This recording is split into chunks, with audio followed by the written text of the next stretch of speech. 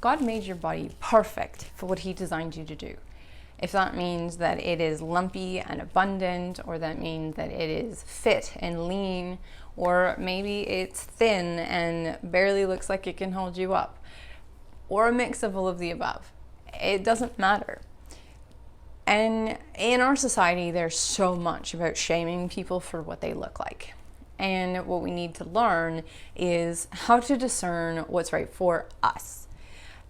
That's easier said than done in most cases, but especially when we're talking about content or we're talking about information, we're learning to figure out if it feels right or if it doesn't. But it gets really hard when we start talking about our physical vessels and our own bodies. And so one of the things that I focus on in a lot of my programs is to look at how can you tell if you are in the right place or not? How can you tell if you're in alignment? Now, when we're talking about your body and what that looks like, it's all about what it feels like, not what it looks like. Who cares if you have a six-pack? Who cares if you have an extra couple pounds? It's about how it's functioning and how it feels to be in that vessel. So in a lot of traditions, especially in the Hebrew tradition, there's a lot of content in their scriptures about how to take care of your body, how to feed yourself, how to cleanse yourself. And so what that means isn't that God was apparently picky about hygiene. It means that God wanted us to take care of ourselves and get the most out of the vessel that is carrying us around. Our body is hosting our spirit. And so we need to make sure that both of those things are honored in the way that we treat it.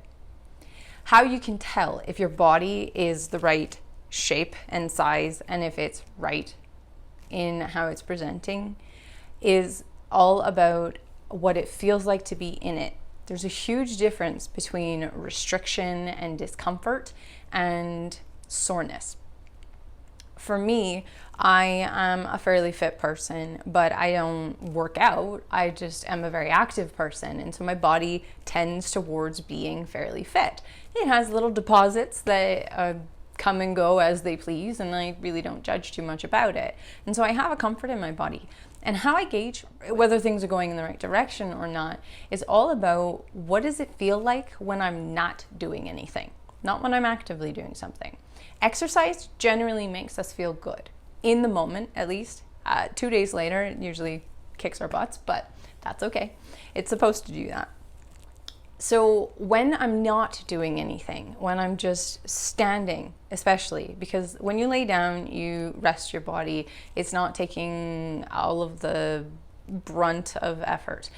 But when you just stand and put your feet square and just stand up and feel your body, you can feel where you're off balance, you can feel where pressure is put. And if you try and stand in one space for any length of time, that's when you get really uncomfortable. That's when you start to see what are your habits, what are your patterns of movement, and how do you compensate for that.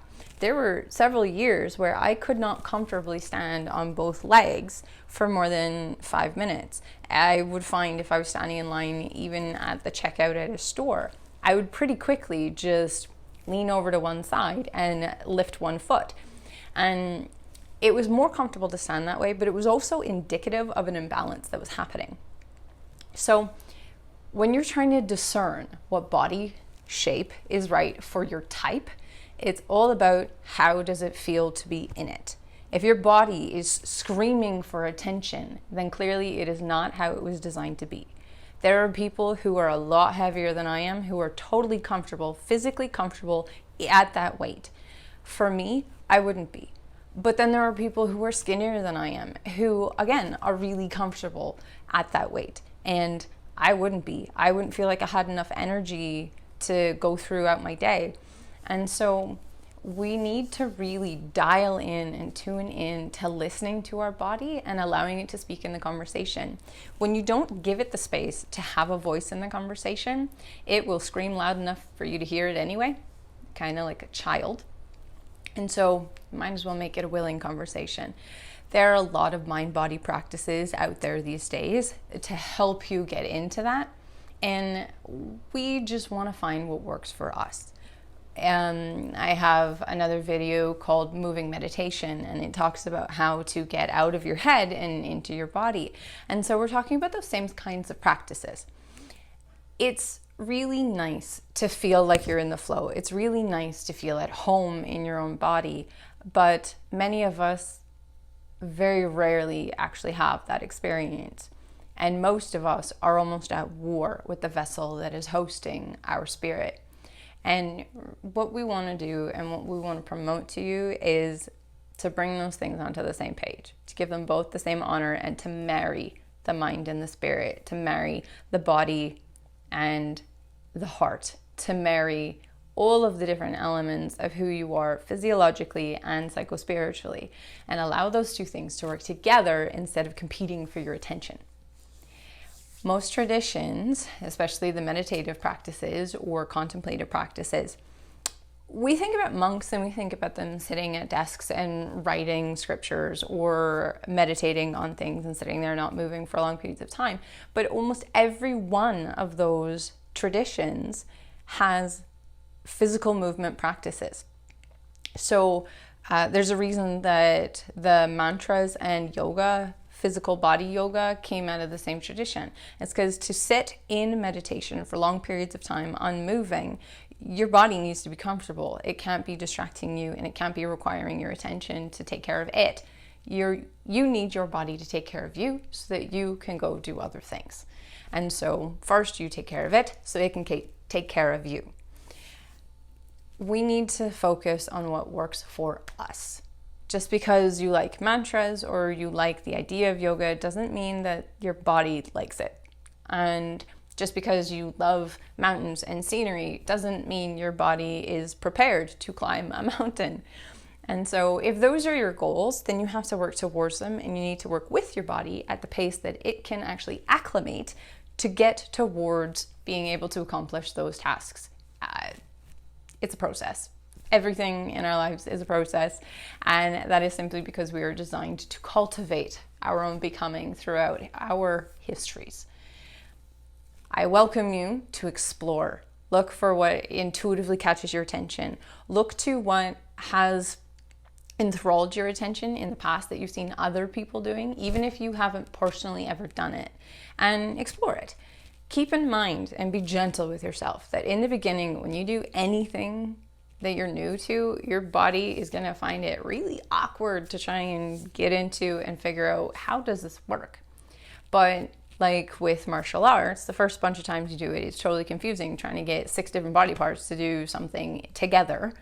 Same with dance, trying to remember all the steps. But then once you do know the routine, or you know the protocol, or you know the technique, and it has actually been integrated into motor memory, then there's a freedom that comes with the expression of that practice.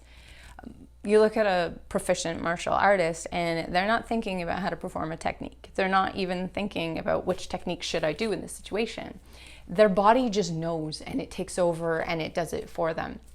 And so I was a distance runner, and you get that experience where you hit that threshold and it's like your body and your mind, they don't separate, but they just go to a totally different level. Your body is on autopilot, is carrying you through the task, and your mind and spirit are free to soar. And you'll see that a lot of my videos are like not presented very well. I'm just off trudging through a bush, talking to Mogwai half the time. And the reason for that is because when I'm out moving, doing my hikes with him, that's when all of the information organizes for me. And things start to make sense, and I start to get the picture of, okay, what am I going to do today? What do I want to talk about? And what are the videos going to be about? Sometimes I go home and shoot them, but a lot of the time I just pull up my camera, and right there in the moment where it was inspired, that's how it works. So for me, hiking, nature, physically moving and interacting with an environment, the alchemy of that is what does it for me. For you, who knows? And I welcome you to figure that out, and to explore and to play and to learn to listen to your body. Not only listen to it complain, but listen to it tell you what it likes. That's a whole different conversation that I welcome you into. And I look forward to you feeling like your body actually matches you in the way that God intended it to. And that your body feels like it is exactly where your home is. I look forward to the union of those two things making sense to you and really taking root in your heart and expressing itself out, pouring out into all with whom you come in contact this day. Selah.